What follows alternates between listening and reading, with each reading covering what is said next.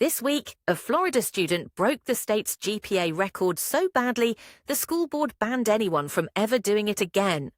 A driverless car in California lied to its own passengers and called the police on them. And someone paid $50 million for a dead lizard. None of this is invented. We checked twice. You are watching Outlier News, the week's most improbable findings, delivered with the enthusiasm they deserve.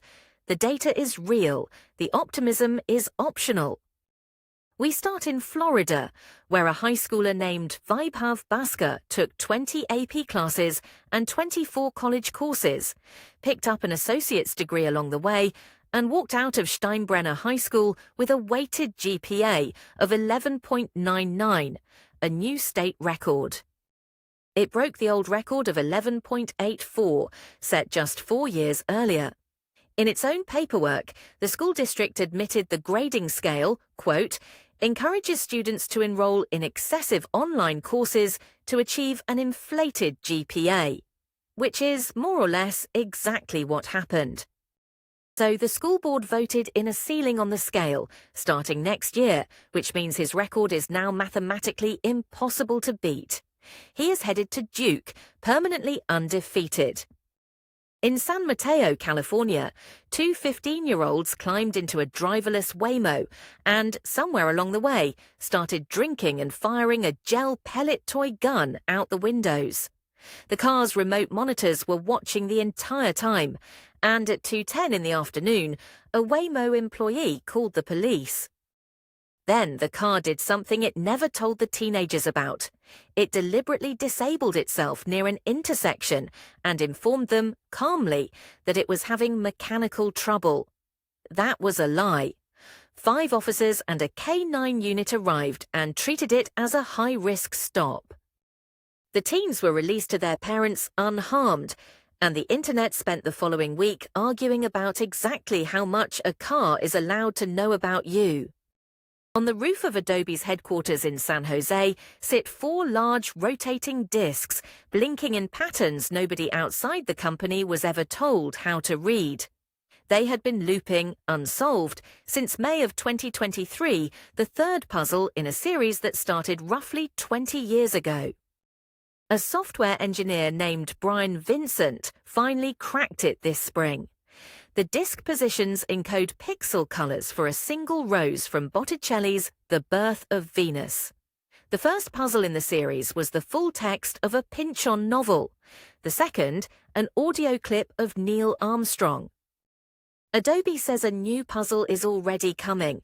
The prize for solving it is a 2-year subscription to Creative Cloud, which feels like solving a 3-year cryptographic puzzle just to be handed a bill. Using 2 radio telescopes in Spain, astronomers pointed toward a molecular cloud near the center of our galaxy, about 26,745 light-years away, and found something that had never been directly detected out there before, an actual sugar. It's called erythrulose, a 4-carbon sugar, and chemical modeling shows it forms efficiently on icy dust grains drifting through space, meaning the building block chemistry for RNA can assemble long before a planet even exists to put it on.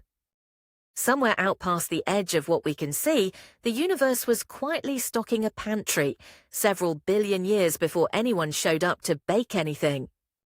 At a Sotheby's auction, a 67-million-year-old Tyrannosaurus Rex skeleton named Gus went up for sale with a pre-sale estimate of $20 to $30 million. 7 bidders spent 10 minutes proving that estimate wrong.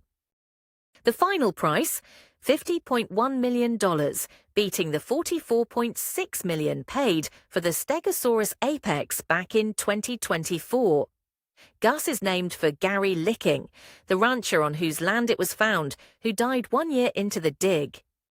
Paleontologists have publicly objected to a specimen this significant vanishing into a private collection, which is a very polite way of saying they would also like to have a look at it, please. In 1883, a physicist named Ernst Mach asked a simple question. If you run a lawn sprinkler backward, sucking water in instead of spraying it out, which way does it spin? Richard Feynman later took a swing at it and failed. Mathematicians at NYU finally settled it, using the kind of plastic sprinkler you buy for a birthday party.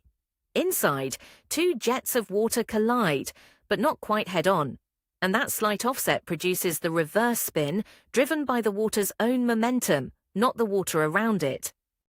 143 years, one failed attempt from one of the most famous physicists alive, and the answer turns out to live inside a $5 toy sprinkler.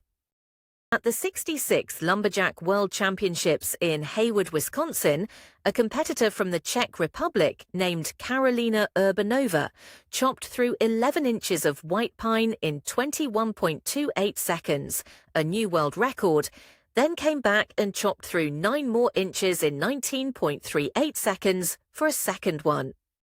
Meanwhile, a competitor from Hayward itself, Meredith Ingebrigtsen, ran the boom run, sprinting out and back across 8 floating logs in 13.78 seconds, a third women's world record. The event drew 66 men and 40 women from 16 states and 9 countries. 3 world records, 1 weekend, and not one single mention of it trending anywhere the rest of the internet was looking. Quantum entanglement usually survives between a handful of particles for a fraction of a second, inside very expensive equipment. Physicists at TU Wien in Vienna just found it surviving somewhere else, inside an ordinary crystal about a centimetre across, small enough to hold between 2 fingers. The material is a so-called strange metal made of cerium, palladium, and silicon, and inside it the researchers measured groups of at least 9 entangled particles, bound together across the entire visible crystal, published in the journal Nature Physics. There is now a rock in a drawer in Vienna, quietly being one of the strangest objects known. That was this week in things that are technically true. Subscribe to Outlier News, where the data is real and the optimism is optional. I will be back next week, allegedly.